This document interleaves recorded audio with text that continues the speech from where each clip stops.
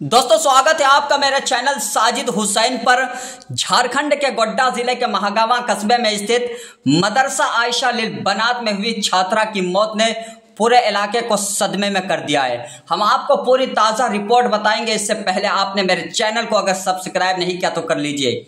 झारखंड के गोड्डा जिले का यह मामला पूरे इलाके में को सदमे में कर दिया है। महागामा कस्बे के मशहूर मदरसा आयशा लिल बनात में पढ़ने वाली छात्रा की मौत के बाद अब कई सवाल खड़े हो रहे हैं। परिवार ने इस मौत को हत्या और रेप का मामला बताया है।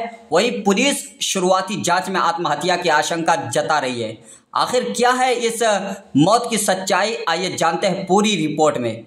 मदरसे में छात्रा की लाश मिलने के बाद पूरे इलाके को सदमे में कर दिया है। परिवार का आरोप है कि उनकी बेटी को साजिश के तहत मौत के घाट उतारा। उन्होंने मदरसा प्रशासन पर गंभीर सवाल उठाया है। वही पुलिस का कहना है कि वो मामले की गहन जांच कर रही है और पोस्टमार्टम रिपोर्ट आने के बाद ही असली सच सामने आएगा।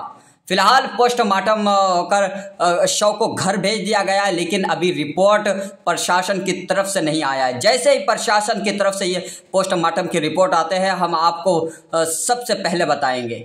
गांव के लोग भी इस घटना से सदमे में हैं। कुछ लोग इसे हत्या मान रहे हैं तो कुछ का कहना है कि छात्रा लंबे समय से मानसिक दबाव में थी। घटना की गंभीरता को देखते हुए इलाके में पुलिस बल तैनात कर दिया गया है। पुलिस ने कहा कि शव को पोस्टमार्टम के लिए भेजा गया था, लेकिन अब तक उसकी कोई रिपोर्ट सामने नहीं आई है। इस खामोशी में कई सवाल खड़े हो रहे हैं। कुछ लोग कह रहे थे कि पोस्टमार्टम रिपोर्ट आ गया क्या, इसलिए मैं आपको बता रहा हूँ पोस्टमार्टम की रिपोर्ट अभी नहीं आई। जैसे ही आती है हम आपको बता देंगे। आमतौर से ऐसे मामलों में प्राथमिक रिपोर्ट में 24 घंटे में तैयार हो जाती है, लेकिन असली विस्तृत रिपोर्ट 1 से 2 महीने के भीतर लगती है, जिसमें दांत, अंग, निशान, विष जैसी जांच सम्मिलित होती है। लेकिन अब अमनूर के मामले को सटीक स्टेटस सामने नहीं आया है। अब सवाल उठता है क्या सिस्टम में देरी है या तकनीकी कारणों से तैयार नहीं हुई है। परिवार न्याय के लिए बेचैन है। एक बच्ची की मौत से जुड़ी हर कड़ी पारदर्शिता पूर्वक होनी चाहिए। पोस्टमार्टम रिपोर्ट सिर्फ एक दस्तावेज नहीं है दोस्तों, यह सच की आखिरी राह हो सकती है। इसलिए यह हमारा दायित्व बनता है कि हम सवाल उठाए, जानकारियां मांगे और पारदर्शिता का आह्वान करें, क्योंकि जब एक फुटनोट बनकर रह गई अमनूर की कहानी उस रिपोर्ट में सामने आएगी तो ये हमारे सिस्टम की परीक्षा होगी। क्या सिस्टम ने एक मासूम की आवाज़ को दबने नहीं दिया?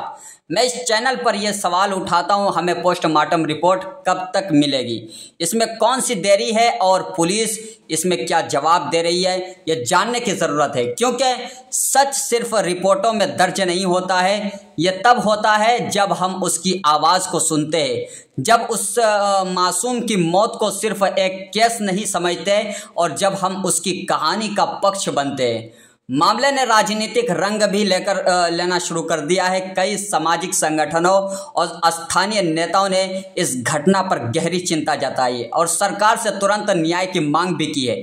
सोशल मीडिया पर जस्टिस फॉर गर्ल और गोड्डा न्यूज़ जैसे हैशटैग ट्रेंड कर रहे हैं। फिलहाल पुलिस मामले की हर एंगल से जांच कर रही है। क्या यह हत्या थी या आत्महत्या, इसका जवाब आने वाले दिनों में साफ होगा।